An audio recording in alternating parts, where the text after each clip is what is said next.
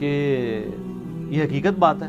آج کل آپ جمعے کے خطبوں میں جو ذرا دلیر ہیں وہ جمعے کے خطبے میں بھی بیان کر دیتے ہیں، اور ویسے نجی محفلوں میں تو یہ بات کرتے ہیں. یعنی اہل حدیث یہ بات کہتے نظر آئیں گے کہ اگر کسی بریلوی نے، دیوبندی نے، شیعہ نے بیچ میں حصہ ڈال دیا تو وہ کہتے ہیں چونکہ ہمارے نزدیک وہ کلمہ گو مشرک ہیں، تو مشرک کا تو کوئی عمل قبول نہیں ہوتا، لہٰذا باقی ساروں کی بھی قربانی ضائع جائے گی. اور بریلوی اس کے اگینسٹ جو ٹرمز استعمال کرتے ہیں وہ بد مذہب استعمال کرتے ہیں. وہ کہتے ہیں اگر کوئی بد مذہب، کوئی نجدی، کوئی گستاخ آپ کے گائے کے حصے میں شامل ہو گیا تو باقیوں کی بھی قربانی ضائع جائے گی. تو سر دیکھ لیں دونوں طرف سیم جذبہ ہی پایا جاتا ہے، ٹھیک ہے نا. فرق تو کوئی نہیں، ایک بیماری ہے جو مختلف شکل میں نظر آ رہی ہے. تو یہ دونوں کی جذباتی ڈاکٹرائن ہے، اس کا ریلیجن کے ساتھ کوئی قطعاً لینا دینا کچھ نہیں ہے. اگر کوئی اتنا دلیر ہے نا تو یہ قربانی کے چکروں کو چھوڑ کے نا سب سے پہلے جو ہے وہ اسمبلی میں قرارداد لے کے آئی جائے، یا کئی سپریم کورٹ میں پٹیشن فائل کی جائے کہ اہل حدیث یہ پٹیشن فائل کریں کہ جی ہمارے نزدیک ہمارے علاوہ جتنے کلمہ گو ہیں، ان مشرک ہیں، ان کو اسلام سے باہر نکالیں اور صرف اہل حدیث کو مسلمان ڈکلیئر کیا جائے، اور جو باقی ہیں وہ اہل حدیث کے خلاف کر دیں. اور اہل حدیث سب سے پہلے تو یہ جرت کریں نا کہ سعودیہ والے جن کا ایجنڈا یہاں پہ وہ لانچ کر رہے ہوتے ہیں وہاں سے امداد لے کے، سب سے پہلے سعودیہ والوں کو اس کے اوپر کنونس کریں کہ جی ہمارے نزدیک بریلوی اور دیوبندی مشرک ہیں کیونکہ تقلید کرتے ہیں اور تقلید شرک ہے، اور اہل حدیث جو اہل تشیع ہیں وہ بھی مشرک ہیں، تو لہٰذا ان کا حرم میں داخلہ بند کیا جائے، کیونکہ قرآن میں ہے کہ مشرک حرم میں داخل نہیں ہو سکتا. تو یہ ان کو اپنے بزرگوں کو تو منوا کے بتائیں. تو آپ کا کیا خیال ہے، منوا لیں گے وہ؟ اور ان کو ساتھ یہ بھی کہیں کہ آج تک آپ نے ان لوگوں کو حج اور عمرے پہ لا کے سعودی ایئر لائن کی جتنی کمائی کی ہے وہ بھی حرام ہے، کیونکہ آپ نے غلط کام کے اوپر معاونت کی ہے، کیونکہ مشرکین کو آپ لے کے آئے ہیں، اللہ کی نافرمانی کروائی ہے آپ نے. اللہ نے کہا تھا یہاں پہ مشرک کا داخلہ منع ہے اور آپ کرواتے رہے، وہ آپ ساری کمائی بھی آپ کی حرام ہے. تو یہ اس طریقے سے کورالریز بنا کے کہاں تک بات جائے گی؟ تو ایسا کبھی بھی نہیں کوئی کرے گا. اس کی وجہ یہ ہے کہ ان کو بھی پتہ ہے کہ یہ عقیدے کی خرابیاں قطعاً کسی کو اسلام سے باہر نہیں نکالتی. آپ کسی کو بدعتی، کلمہ گو مشرک، بد مذہب یا اس طرح کی اگر ادبی گالیاں دینا بھی چاہتے ہیں نا، اللہ کے فضل سے ابھی تک کسی کی جرت نہیں ہوئی کہ ایک دوسرے کو کافر کہے. پاکستان میں ایک جماعت آئی تھی، وہ اپنی موت خود مر گئی، جنہوں نے ٹائلٹس کے اندر بھی شیعہ کافر کے نعرے لگائے اور اس طرح کی چیزیں. آج خود ان کا اپنا مکتبہ فکر جو ہے وہ کانوں کو ہاتھ لگا رہے کہ یہ کیا مصیبت ہمارے اوپر مسلط ہوئی تھی. میں اکثر کہتا ہوں کہ دیوبند کا جنازہ نکل جاتا اگر تبلیغی جماعت نہ ہوتی. تبلیغی جماعت ایک ماڈریٹ راستے پہ چلی جس کی وجہ سے آج دیوبندیت بچ گئی ہے. ادروائز جس طریقے سے دیوبندیت ہائی جیک ہوئی تھی دہشت گرد تنظیموں کے ہاتھوں، جنہوں نے سنی شیعہ یہاں پہ اختلاف شروع کیا، اس کا اعلیٰ کار نہ تو بریلوی بنے تھے نہ اہل حدیث بنے تھے. دیوبند کے لوگوں کو انہوں نے یوٹیلائز کیا. یہ سارا بیڑا غرق ہو جاتا اگر تبلیغی جماعت نہ ہوتی. تبلیغی جماعت نے کافی حد تک ان کی ساکھ کو بچایا. تو یہ بھی لوگ اب اپنی موت مر چکے ہیں. آپ کو پتہ ہے اب تو صورتحال پاکستان میں اس وقت اس حوالے سے فضا جو ہے وہ کافی جو ہے وہ سازگار ہے، اللہ کا شکر ہے. ضرب عضب کے بعد یا یہ رد الفساد کے بعد میں تو پرسنلی بہت خوش ہوں. اس کی وجہ ہے کہ ہمارے لیے تو بس اسٹیبلٹی نہیں تھی ان مولویوں کے، یعنی ان مگرمچھوں کے ہوتے ہوئے کہ ہم دعوت و تبلیغ کا کام کر سکتے. یہ فوراً چڑھ دوڑتے تھے. تو اللہ کا شکر ہے کہ اب سکون آ گیا. رہا یہ والا مسئلہ تو اس میں آپ کو صحابہ کرام علیہم رضوان کا ایٹیچیوڈ آپ کے سامنے رکھ دیتا ہوں. آپ خود فیصلہ کر لیں کہ یہ لوگ اگر صحابہ کرام کے دور میں ہوتے تو صحابہ کرام ان کے ساتھ کیا سلوک کرتے، جو ایک دوسرے کے اوپر اس طریقے سے فتوے لگا کے علمی اختلاف کو اس نہج کے اوپر لے کے جا رہے ہیں. وہ کہہ رہے ہیں قربانی میں حصہ ڈالا تو باقیوں کی قربانی ضائع جائے گی. یہ وہ کیوں کہہ رہے ہوتے ہیں؟ اس لیے کہ وہ ان کو کافر سمجھ رہے ہیں. اگر وہ مسلمان سمجھ رہے ہوں تو یہ نہ کہیں. ویسے آپ پوچھیں گے نا تو وہ کہیں گے نہیں ہم کافر تو نہیں کہتے ہیں، ہم تو کہتے ہیں گمراہ ہیں. تو میں نے اس کے اوپر کہا نہ، ایسے نہیں. آپ یہ لکھو کہ ہمارے علاوہ جتنے فرقے ہیں نا، گمراہ ہیں، بد مذہب ہیں، بدعتی ہیں، گستاخ ہیں، سب کچھ ہیں، لیکن ہمارے مسلمان بھائی ہیں. دوزخ میں جائیں گے، ایک نہ ایک دن عذاب بھگت کے اللہ تعالیٰ ان کو جنت میں لے ہی جائے گا، کیونکہ کلمہ تو انہوں نے پڑھا ہوا ہے. یہ کوئی اہل حدیث عالم آپ کو بریلوی دیوبندی شیعہ کے بارے میں نہیں لکھ کے دے گا.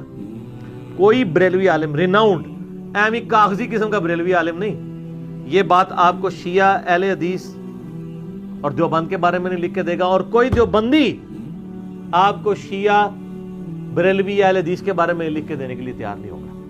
اگر آپ کہیں جی میں طارق جمیل صاحب سے جا کے لکھوا کے لے آتا ہوں، تو سر طارق جمیل صاحب حفظہ اللہ تعالیٰ تو خود ان کے ڈسے ہوئے ہیں. ان کو آپ دیوبندیت کے پلیٹ فارم پہ لگانا تو زیادتی والی بات ہے. وہ تو خود دیوبندیوں نے، آپ کو پتہ ہے سوشل میڈیا کے اوپر ان کے خلاف کس طرح کمپین چلائی ہوئی ہے، تو وہ ان کو ریناؤنڈ عالم کے طور پر یعنی مانتے ہی نہیں ہیں. ان کا کہنا نہ کہنا تو برابر ہے. ریناؤنڈ عالم کوئی بھی نہیں لکھ کے دے. تو یہ اندر خانے تکفیر کر رہے ہیں، وہ منافقت کی انتہا ہے. کافر کہہ بھی نہیں رہے لیکن مان رہے ہیں. ہم تو ڈنکے کی چوٹ پہ کہہ رہے ہیں نا کہ ان کے نظریات گمراہ کن ہے، لیکن ہمارے مسلمان بھائی ہیں، ہم ان کے پیچھے نمازیں بھی پڑھتے ہیں، ان کو چندے بھی دیتے ہیں. یہ بھی جڑے بنے نا، یہ بات کریں نا کہ ہمارے نزدیک کافر ہے، نہ ہم ان کو چندہ دیں گے، نہ نماز پڑھیں گے، نہ قربانی میں حصہ ڈالیں گے. کافر کا لفظ نہیں بولتے ہیں، اپنی پبلک کو یہ کہانیاں کرواتے رہتے ہیں. اور انہی علماء کے پاس جب آپ جا کے چندہ، انہوں نے کبھی کسی چندہ باکس کے بعد لکھا ہے کہ یہاں دوسرے فرقے کا بندہ پیسے نہیں ڈال سکتا مسجد میں؟ لکھنا چاہیے نا. یا آپ چٹ کٹوانے کے لیے جاتے ہیں تو آپ سے پوچھتے ہیں آپ کا مسلک کون سا ہے، چیک کرنا ہے. آپ 10 لاکھ روپے لے کے چلے جائیں، ساروں کی توحید اور عشق رسول باہر آ جائے گا. ساڈے کو تو پھر اس طرح نہیں گلاں دینا. کیوں؟ کیونکہ نہ میں وہابی نہ میں بابی، میں ہوں مسلم علمی کتابی.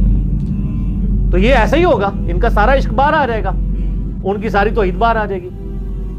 صحابہ کرام علیہ رضوان کا ایٹیچیوڈ میں آپ کو بتاتا ہوں. صحیح بخاری میں سیدنا عثمان ابن عفان رضی اللہ تعالیٰ عنہ علیہ السلام خلیفہ ثالث کا فتویٰ موجود ہے.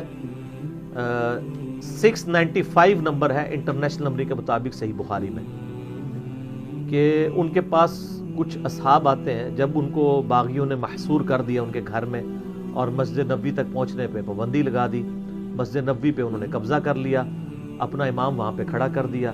تو لوگوں نے آ کے عرض کیا کہ اے امیر المومنین، ہمارے امام تو آپ ہیں، یعنی آپ ہمارے پولیٹیکل امام بھی ہیں اور مسجد کے امام بھی ہیں. یہ تو آج کل ہوتا ہے نا کہ امام مسجد لادا ہوتا ہے اور وہ لیڈر لادا ہوتا ہے، جبکہ مسجد کے اوپر فتنوں کے امام کا قبضہ ہے اور وہ ہمیں نمازیں پڑھاتا ہے. ہمیں خدشہ ہے کہ ہم اس کے پیچھے نماز پڑھ کے گنہگار ہی نہ ہو جائیں. تو سیدنا عثمان جو سب سے زیادہ افیکٹو تھے اس کی وجہ سے، محصور وہ ہوئے تھے، ٹھیک ہے جی، تکلیف وہ گزار رہے تھے، تو ان کو تو فوراً غصہ نکالا جی تھا، ہاں جی بالکل نماز نہ پڑھو نا پیچھے. تو انہوں نے کہا نماز ہی مسلمانوں میں ایک نیکی کا کام ہے، نیکی کے کاموں میں ان کا ساتھ دو، برائی میں ان سے الگ رہو. یعنی سب سے زیادہ جس شخص کی خلافت سٹیک پہ لگی ہے، جس کی آپ سمجھ لیں جو ہے وہ عزت سٹیک کے اوپر لگی ہوئی ہے، جان سٹیک کے اوپر لگی ہے، وہ گڈ جیسچر دے رہا ہے کہ یہ ہے میرے مخالف ہیں لیکن مسلمان ہیں.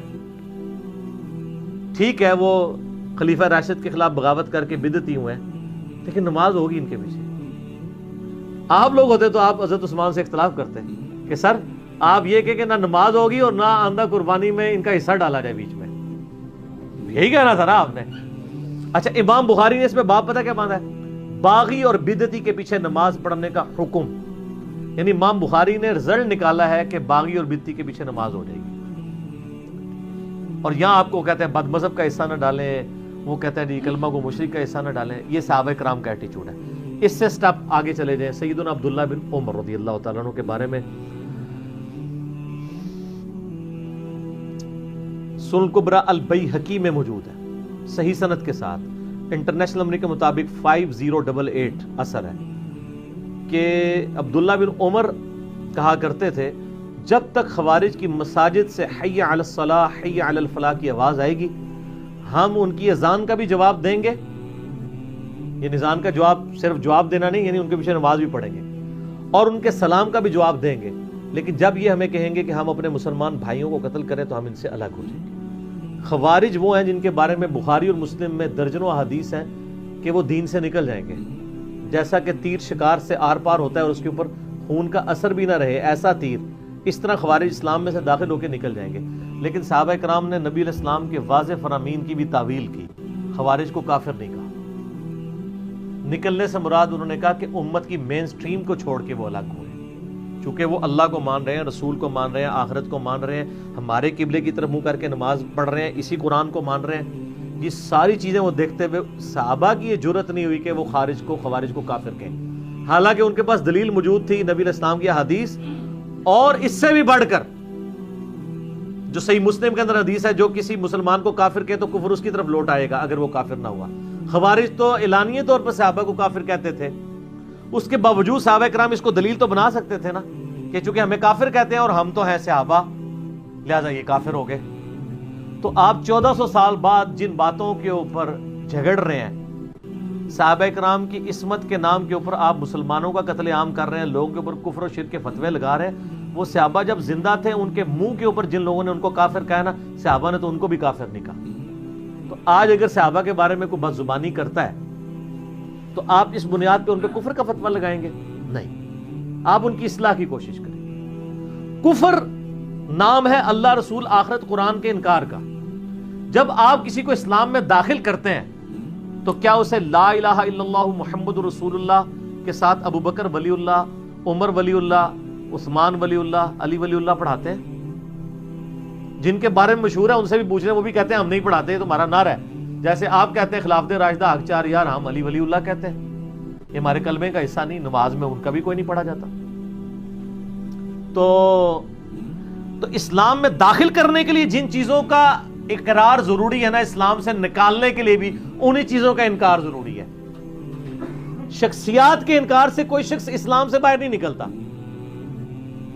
اللہ، رسول، آخرت، قرآن کے انکار کرنے سے، ان کی چیزوں کا انکار کرنے سے انسان اسلام سے باہر نکلتا ہے. لہٰذا یہ جتنے بھی مکاتب فکر ہیں، اہل سنت کے جتنے بھی مکاتب فکر ہیں، حنفی، شافعی، مالکی، حنبلی یا بریلوی، دیوبندی، اہل حدیث یا اہل تشیع میں بھی اثنا عشری ہوں، زیدیہ ہوں، یہ سب کے سب مسلمان ہیں. اپنی تمام تر گمراہیوں کے باوجود آپ ان سے علمی اختلاف رکھیں، ان کے پیچھے نمازیں پڑھیں، ان کے ساتھ نکاح والے معاملات کریں، اہل کتاب جتنا تو کم از کم ان کو درجہ دیں، اور یہ سارے معاملات لے کے چلیں. البتہ جو مسلمانوں نے اجماع کے ساتھ جن مکاتب فکر کو اسلام سے نکالا ہے، جیسا کہ اہل سنت میں سے ایک ٹوٹا ہوا گروہ ہے قادیانی، جو اپنے آپ کو احمدی کہتے ہیں، اور یہ مسلمانوں کو بھی چاہیے ان کو احمدی نہ کہا کریں. یہ احمدی نہیں ہے، یہ قادیانی ہے. تو ویسے بھی اس کا نام غلام احمد قادیانی تھا، احمد قادیانی تو نہیں تھا. اس کے ماں باپ نے تو اس کو نبی الاسلام کے غلام کے طور پہ رکھا تھا، وہ کیا پتا تھا کہ بعد میں یہ کیا چیز بن کے نکلے گی. تو قادیانی اہل سنت میں سے ٹوٹا ہوا ایک فرقہ ہے جس کی تکفیر پاکستان میں آئین کے اندر شامل ہو چکی ہے. یہ کافر ہے کیونکہ انہوں نے بہت بڑا اختلاف کیا. دوسرا اہل تشیع کا ایک آف شوٹ ہے، یہ تو سب کانٹیننٹ میں پائے جاتے ہیں قادیانی، بریلوی، دیوبندی، اہل حدیث، شیعہ یہاں کے انڈیا، پاکستان، بنگلہ دیش کے ان سے متاثرین ہیں. شام کے اندر ایک اہل تشیع کا گروہ ہے نصیریہ، جس کی اب کچھ یعنی یہاں پہ بھی ان کی شیطنت پھیلنا شروع ہو گئی ہے، جو سیدنا علی کے لیے الوہیت کلیم کرتے ہیں، علی اللہ کہتے ہیں، نعوذ باللہ. ائمہ اہل بیت کے نام لیتے ہیں تو حسین جل جلالہ، نعوذ باللہ. تو یہ سیدھے سیدھے کافر ہیں، ان کو تو شیعہ علماء نے خود کافر ڈکلیئر کیا ہے. تو یہ نصیریہ یہ والے ایسے ہیں کہ جن کے بارے میں آپ یعنی وثوق سے کہہ سکتے ہیں. باقی جو ہیں وہ مسلمان ہی ہیں. آپ مولویوں کے فتووں کو چھوڑیں، آپ خلیفہ راشد سیدنا عثمان ابن عفان رضی اللہ تعالیٰ عنہ علیہ السلام اور سیدنا عبداللہ ابن عمر رضی اللہ تعالیٰ عنہ علیہ السلام کے فتاویٰ کے اوپر چلیں، اور مولا علی کا بھی آپ فتویٰ لے لیں. دیکھیں خوارج سے سب سے زیادہ تکلیف سیدنا علی کو پہنچی ہے. المصنف ابن ابی شیبہ میں موجود ہے، المستدرک الحاکم میں موجود ہے. مولا علی سے پوچھا گیا کہ بتائیے یہ خوارج جو ہیں یہ کافر ہیں؟ تو ان کا یہ کافر نہیں ہے، یہ کفر ہی سے تو بھاگے ہیں. انہوں نے یہ گمان کیا کہ میں کفر میں مبتلا ہوا ہوں تو اس لیے مجھے چھوڑ گئے، اپنے زوم میں انہوں نے سمجھا. پوچھا گیا یہ منافق ہے؟ انہوں نے کہا منافق تو نہیں ہے، قرآن تو کہتا ہے منافق تو بڑی اللہ کا کم ذکر کرتے ہیں، یہ تو بڑی لمبی نمازیں پڑھتے ہیں. اگر یہ منافق ہوتے، دیکھیں آپ لوگوں سے آپ کے مخالفین کے بارے میں پوچھا جائے تو پڑھ کے رکھ چھڑ دو. یہ دنیا میں کون سا انسان ہے جو اپنے مخالفین کی جو خوبیاں بیان کر رہا ہے؟ یہ نبی علیہ السلام کی تربیت کا نتیجہ ہے. اور تکفیر کے آگے بند ہے، کہا مشرک بھی نہیں، کافر بھی نہیں، منافق بھی نہیں. پھر پوچھا کہ بتائیں یہ کون ہے؟ تو انہوں نے کہا یہ ایک جماعت ہے ایسی جس نے ہم سے بغاوت کی، ہمارے بھائی تھے، بھگوڑے ہو گئے. کیونکہ اگر وہ کافر بھی نہیں، منافق بھی نہیں، تو تیسری کیٹیگری مسلمان ہی بچتی ہے. یعنی ہمارے دین اسلام میں جب ہم ڈسکشن کرتے ہیں، لوگوں کی کیٹیگرائزیشن کرتے ہیں، تو ہم کہتے ہیں یا بندہ مسلمان ہوگا، مسلم یا مومن، یا بندہ منافق ہوگا، اور یا کافر ہوگا. تو مولا علی کہہ رہے ہیں وہ نہ کافر اور مشرک ہیں نہ منافق ہیں، تو مسلمان ہوئے۔ ہماری ایک قوم ہے جس نے ہمارے ساتھ بغاوت کی ہے۔ تو یہ 3 صحابہ کا آپ ایٹیٹیوڈ دیکھ لیں، ان 3 فرقوں کو اب آپ دیکھ لیں، بریلوی دیوبندی اہل حدیث کو، جو صحابہ کرام کے نام کے اوپر چندے کھا رہے ہیں، کہ ان کا ایٹیٹیوڈ وہی ہے۔ اور یہ مجھے پتا ہے، یہ جمعے آج کل پڑھانے شروع ہو جاتے ہیں اس کے اوپر کہ جی کسی بد مذہب کا حصہ نہ ڈالیں، یہ نہ کریں، وہ نہ کریں۔ پھر جب انہوں نے آپ کی چمڑیاں اتارنی ہوتی ہیں کسی پولیٹیکل جماعت کو بنا کے، پھر یہ سارے ہاتھوں میں ہاتھ ڈال کے ایسے سٹیج کے اوپر چڑھے ہوتے ہیں کہ آگے جیسی سارے رل کے تہاڈے کو چندے لواں گے، تہاڈیاں چمڑیاں لواں گے، اور جیسے ہی اپنی اپنی مسجدوں میں جاتے ہیں پھر اختلاف کی باتیں شروع کر دیتے ہیں۔ وہ مجھے غامدی صاحب کی بات یاد آئی، ان کو ایک ٹی وی پروگرام میں بلایا گیا تو ان سے پوچھا گیا کہ فرقہ واریت کا حال کیا ہے، تو انہوں نے کہا فرقہ واریت کا حال یہ ہے کہ ہمارے علماء جو ٹی وی چینلز پہ بیٹھ کے میٹھی میٹھی باتیں کرتے ہیں نا، یہی میٹھی میٹھی باتیں جمعے کے خطبوں میں بھی شروع کر دیں تو فرقہ واریت ختم ہو جائے گی۔ ٹی وی پہ دیکھا کتنے پازیٹیو بنے ہوتے ہیں، دیکھ رہے ہیں اٹ کتے دا ویر ہے، یا کہہ لو کتے دا ویر ہے۔ ظاہر ہے وہ قرآن پاک میں دیکھیں نا، سورۃ الاعراف کی 175 نمبر آیت میں ہے نا کہ جو علماء سو ہیں وہ کتے کی مثال ہے، یہ قرآن کی مثال ہے۔ اور ابو داؤد میں حدیث ہے کہ میری امت میں 72 فرقے دوزخ میں جائیں گے، اور وہ اہل بدعت ایسے ہوں گے کہ جیسا ان کو باولا کتا کاٹ جائے اور اس کے حلق اس کے ایک ایک رگو ریشے میں پہنچ جائے۔ نبی الاسلام بھی کتا کہہ رہے ہیں، تو میں یہ کہتا ہوں کہ یہ باولا کتا کاٹنے سے جو مسلمانوں میں فرقے پیدا ہوں گے، یہ کوئی ہاکی کا پلیئر کتا کاٹا ہوگا، یا کوئی اسکواش کا پلیئر، یا کوئی کرکٹ کا پلیئر کاٹا ہوگا، یا کوئی پولیٹیشین کاٹا ہوگا، یا مولوی کاٹا ہوگا۔ مولوی کاٹے گا تو فرقہ بنتا ہے نا۔ تو نبی الاسلام نے بھی کتا کہا، قرآن میں بھی آیا۔ تو وہ میں واپس آتا ہوں ادھر کہ جب کتے کا ویر پڑتا ہے تو آپ دیکھتے ہیں کہ ٹی وی کے اوپر کس طرح پازیٹیولی ایک دوسرے کی بات سن رہے ہوتے ہیں، اختلاف بھی کرتے ہیں، اور پھر وہ کہتے ہیں نہیں میں ان کی بڑی عزت کرتا ہوں۔ یہ عزت وہ ٹی وی پہ پیسے کمانے کے لیے ہوتی ہے، یار پیسے لے کے آئے ہوتے ہیں ادھر۔ یہی لوگ جب آپ ادھر جاتے ہیں اور آپ دیکھ رہے ہیں کہ یہ لوگ، جو میں اب نام لیے بغیر کہتا ہوں، کہ یہ لوگ اپنے کلپس ریکارڈ کراتے ہیں کہ جی فلاں جو ہے وہ گمراہ ہے، ان کے پیچھے نماز نہیں ہوتی۔ جب رمضان کی نشریات آتی ہے تو وہی مولوی آپ کو انہی کے پیچھے کھڑے ہو کے نماز پڑھتا ہوا نظر آتا ہے۔ تو سر پھر ان کا قبلہ اور کعبہ تو پھر پیسے ہے نا، پیسے ہے نا، پیسے ہے نا۔ اگر یہ اتنے سخت ہے اس معاملے میں تو پھر قائم رہنا ٹی وی چینل پہ۔ میں اگر آگے پڑھتا ہوں تو میں تو ویسے ہی قائل ہوں، میں ابھی بھی پڑھ رہا ہوں۔ ہمارے ساتھ جتنے لوگ اللہ کے لیے اٹیچ ہیں تو وہ تو نماز پڑھتے ہیں، ہم منافقت تو نہیں کرتے۔ لیکن یہ لوگ کیا کرتے ہیں، ویسے اپنی پبلک میں اور بات کرتے ہیں، جب ٹی وی کے اوپر آتے ہیں تو ایک دوسرے کے پیچھے نمازیں بھی پڑھتے ہیں۔ تو وہاں کہا کریں کہ ہم جو کچھ کرتے رہے کہانیاں کرواتے رہے، اور ان کو بالکل کوئی اس وقت حیا تک نہیں آتی ہے کہ ہم نے 2 اپنے چہرے کیوں رکھے ہوئے۔ ان کی کامیابی کا، دنیا میں کامیابی کا راز ہی 2 چہرے ہیں، یاد رکھیے گا۔ دنیا میں منافقت کامیاب ہے، یہ ذہن میں رکھیے گا۔ سچی بات تو سر، اگر سچی بات بولنا کامیابی ہوتی نا دنیاوی، تو سب سے زیادہ کامیاب پیغمبر ہوتے ہیں دنیاوی طور پہ۔ جبکہ آپ ذرا تاریخ انسانی میں صرف نبی علیہ السلام کو یا 1-2 پیغمبروں کو تو آپ چھوڑ دیں، باقی سب کے سب آپ کو دنیاوی طور پہ ناکام پرسنالٹیز نظر آئیں گے۔ لیکن چونکہ اللہ کے ہاں یہ ناکامی کا معیار نہیں ہے، اللہ تو کوالٹی کو دیکھتا ہے، کوانٹٹی کو نہیں دیکھتا۔ ورنہ عیسیٰ علیہ السلام کو 12 واری اپنی زندگی میں ملے صرف، اور اللہ تعالیٰ نے بھی عیسیٰ علیہ السلام کی جان بچا کے انہیں اٹھایا زندہ اوپر، ورنہ یہودی ان کو مارنے لگے تھے۔ نوح علیہ السلام پہ 950 سال بعد بھی 78 لوگ ہی مسلمان ہوئے ہیں۔ لوط علیہ السلام کی 2 بیٹیاں ہی مسلمان ہوئی ہیں۔ ابراہیم علیہ السلام کی بھی 2 بیویاں، اور قرآن میں سورہ عنکبوت میں آتا ہے ایک لوط ان پر ایمان لایا، 2 بیٹیاں تھیں اور چند بچے تھے۔ اور اللہ تعالیٰ قرآن پاک میں بار بار ابراہیم علیہ السلام کا ذکر کر رہا ہے۔ بھائی ابراہیم علیہ السلام نے کون سا ورلڈ کپ جیتا ہے، کتنے کروڑوں لوگوں کو کلمہ پڑھایا ہے؟ درجنوں بھی نہیں انہوں نے کلمہ پڑھا ہو۔ لیکن اللہ کے نزدیک کوانٹٹی اتھارٹی نہیں ہے، کوالٹی ہے۔ اس لیے اللہ تعالیٰ پھر ہمیں کہتے ہیں آپ ملت ابراہیم کی پیروی کرو۔